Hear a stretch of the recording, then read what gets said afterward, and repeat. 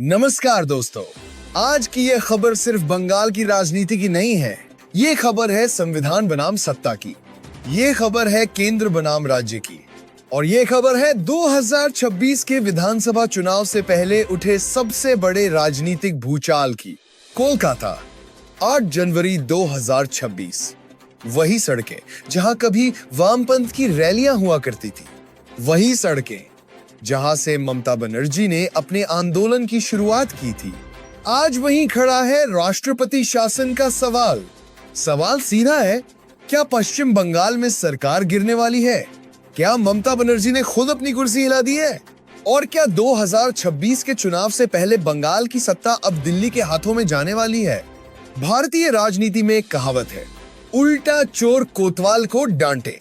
आज ममता बनर्जी की राजनीति इसी कहावत का जीवंत उदाहरण बन चुकी है। ईडी की छापेमारी के दौरान उन्होंने जांच में दखल दिया और आरोप है कि संभावित सबूतों के साथ भागने की कोशिश की।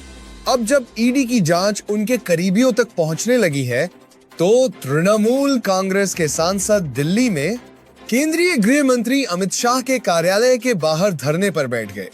दिल्ली पुलिस ने कार्रवाई की और कई सांसदों को हिरासत में लिया गया। इसके बाद ममता बनर्जी की बौखलाहट और खुलकर सामने आ गई। महुआ मोइत्रा ने हिरासत में जाते हुए कहा, हम बीजेपी को हराएंगे। लेकिन सवाल यह है, क्या सांसदों को कानून से ऊपर होने का लाइसेंस मिल गया है? प्रदर्शन करना अधिकार है, लेकिन कानून तोड़ना अधिकार नहीं। और सबसे बड़ा सवाल, जब खुद मुख्यमंत्री पर जांच में बाधा डालने का आरोप है, तो वे दूसरों पर सवाल कैसे उठा सकती हैं? असली मामला कहां से शुरू हुआ? यह पूरा मामला शुरू हुआ फर्जी सरकारी नौकरियों के घोटाले से। ईडी की जांच के अनुसार बंगाल में एक संगठित नेटवर्क ने लाखों युवाओं से पैसे लेकर नौकरी का झूठा सपना दिखाया और काले धन को हवाला के जरिए सफेद किया।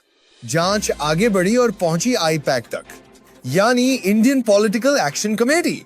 ईडी का आरोप है कि 2022 के गोवा विधानसभा चुनाव में कोयला घोटाले का पैसा टीएमसी के चुनावी प्रचार में इस्तेमाल हुआ।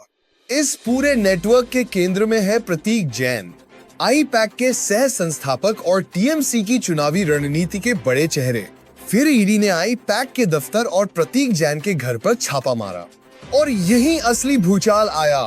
कुछ ही देर में खुद मुख्यमंत्री ममता बनर्जी वहां पहुंच गईं।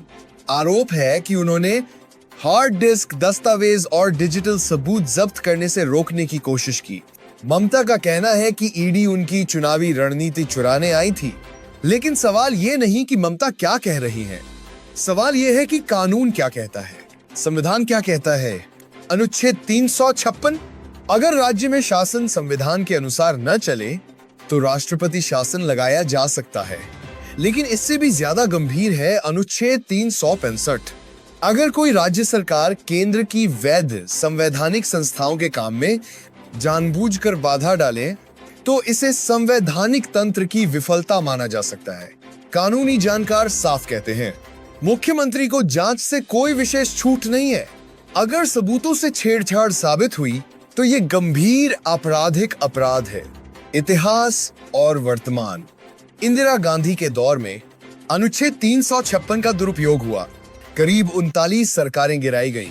फिर 1994 के एसआर बॉम्बे केस में सुप्रीम कोर्ट ने कहा, राष्ट्रपति शासन आखिरी विकल्प होना चाहिए, राजनीतिक हथियार नहीं। अब सवाल ये है, क्या 2026 में केंद्र ये जोखिम उठाएगा? 2021 की चुनावी हिंसा, संदेश खाली, पोस्ट पोल वायलेंस, इन सब के बावजूद केंद्र ने संयम रखा। लेकिन इस बार मामला अलग है। ये पहली बार है जब किसी मुख्यमंत्री पर जांच में सीधे हस्तक्षेप का आरोप है। सबसे चौंकाने वाली बात यह है कि कांग्रेस और सीपीआईएम भी अब ममता की गिरफ्तारी की मांग कर रही हैं। अगर राष्ट्रपति शासन लगा तो क्या होगा? फायदे, चुनाव केंद्रीय बलों की निगरानी में होंगे, बोरिस सिंडिक रेटिंग्स पर एक्सटेंशंस, हिंसा कम होगी, बीजेपी को बराबरी का मैदान मिलेगा। खतरे, ममता बनर्जी विक्टिम कार्ड खेलने में माहिर है। गिरफ्तारी या सरकार गिरने पर सहानुभूति की लहर चल सकती है। याद कीजिए, 2021 में चोटिल पैर और व्हीलचेयर ने पूरा चुनावी नैरेटिव पलट दिया था। असली सवाल, क्या ममता बनर्जी ने ईडी से भिड़कर खुद अपने लिए गड्ढा खोद लिया है, या फिर ये केंद्र के लिए एक राजनीतिक जुआ बन जाएगा? आज बंगाल की राजनीति कोलकाता हाईकोर्ट से लेकर दिल्ली के गलियारों तक उबल रही है। अब चुनाव विकास बनाम योजनाओं का नहीं, ये चुनाव बन चुका है सत्ता बनाम अस्तित्व की लड़ाई। अब नया मोड़, ईडी सीधे हाईकोर्ट पहुंच चुकी है। ईडी का कहना है ये सामान्य विरोध नहीं था, ये जांच में सीधा हस्तक्षेप था। ईडी ने साफ कहा है मुख्यमंत्री होना कानून से ऊपर होना नहीं है। अगर इस पर सख्त कार्रवाई नहीं हुई तो कल कोई भी मुख्यमंत्री किसी भी जांच एजेंसी को रोक सकता है, और तब देश में कानून का राज नहीं, सत्ता का राज चलेगा। अब सवाल आपसे, क्या किसी मुख्यमंत्री को कानून अपने हाथ में लेने का अधिकार होना चाहिए? क्या जांच एजेंसियों को राजनीतिक दबाव से मुक्त होकर काम करने देना चाहिए? और अगर ऐसा नहीं होता तो क्या सख्त कार्रवाई जरूरी नहीं है? अपनी राय कमेंट में जरूर लिखिए। सब्सक्राइब नाउ और बेल आइकॉन दबाइए। Never miss an update.